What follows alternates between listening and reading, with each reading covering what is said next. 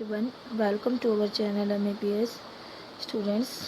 आज का हमारा जो टॉपिक है वो है आपकी लोकतांत्रिक राजनीति का लेसन नंबर 4, जाति, धर्म और लैंगिक मसले। ओके, तो शुरू करते हैं।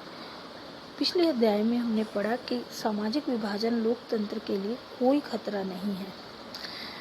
राजनीति के परिणाम सामाजिक विभाजन की स्थिति पर निर्भर करते हैं कि सामाजिक विभाजन की स्थिति क्या है।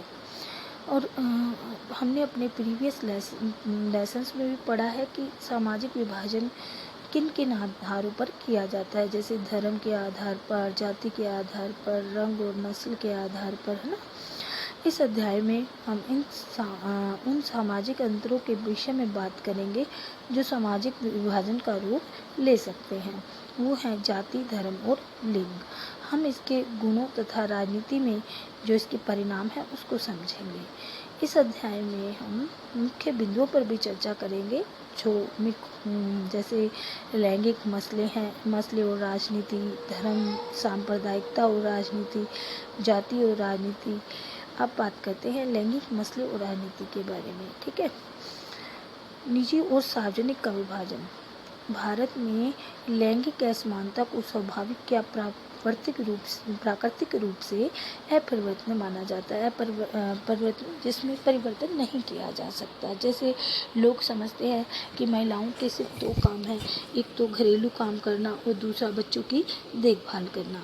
ज़्यादातर परिवार में महिलाएं घरेलू काम स्वयं करती हैं, जैसे खाना बनाना, घर साफ करना, बच्चे संभालना।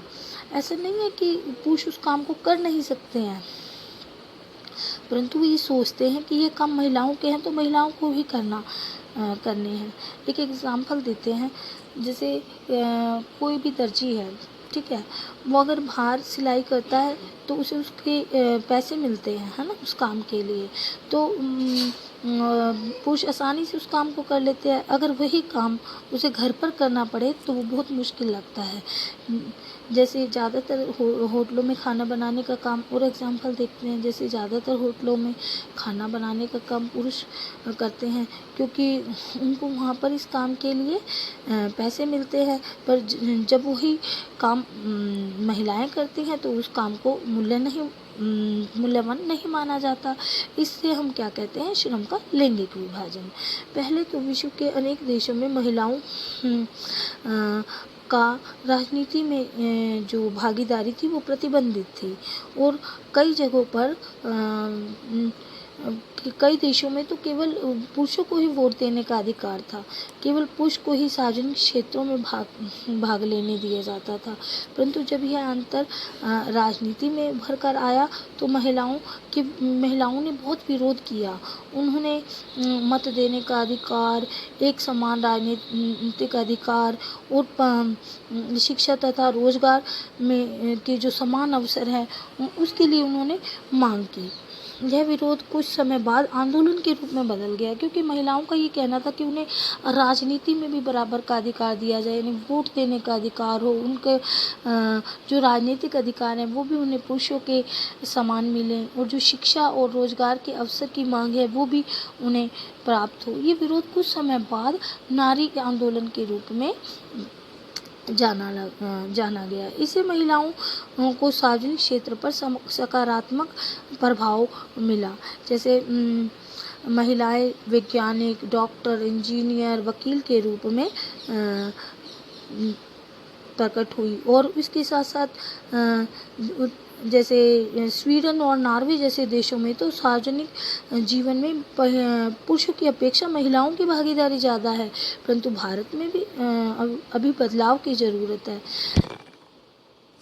मुझे लगता है कि आपको ये टॉपिक अच्छी तरह समझ में आ रहा होगा। अब हम बात करते हैं कि लैंगिक समानता में भारत में किन किन चीज़ों पर असर पड़ा। जब भारत में महिलाओं की साक्षरता दर अभी भी 54% है, जबकि पुरुषों में 76% है। भारत में आज के बहुत सारे परिवार लड़कियों को पढ़ने के लिए स्कूल नहीं भेजते हैं।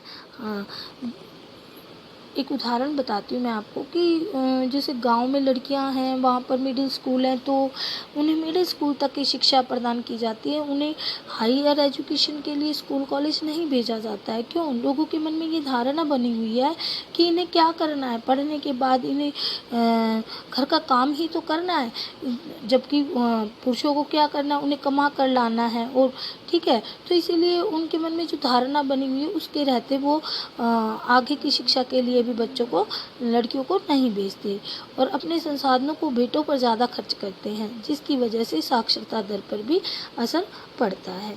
ठीक है, मुफ्त का काम। अब औरत एक भारतीय महिला एक जो भारतीय पुरुष के मुकाबले ज़्यादा काम करती है। अगर हम सर्वे करने लगे तो जो भारतीय महिलाएं हैं वो पुरुषों की अपेक्षा 1 घंटा ज़्यादा काम करती है, लेकिन फिर भी उनका महत्व नहीं है, क्योंकि अपने उस काम के बदले में उन्हें पैसे नहीं मिलते हैं। जबकि फिर भी उन्हें असमान पैसे मिलते हैं, या तो उन्हें पैसे मिलते नहीं हैं या फिर कम मिलते हैं। अब बात करते हैं महिलाओं की राजनीतिक प्रतिनिधित्व के बारे में।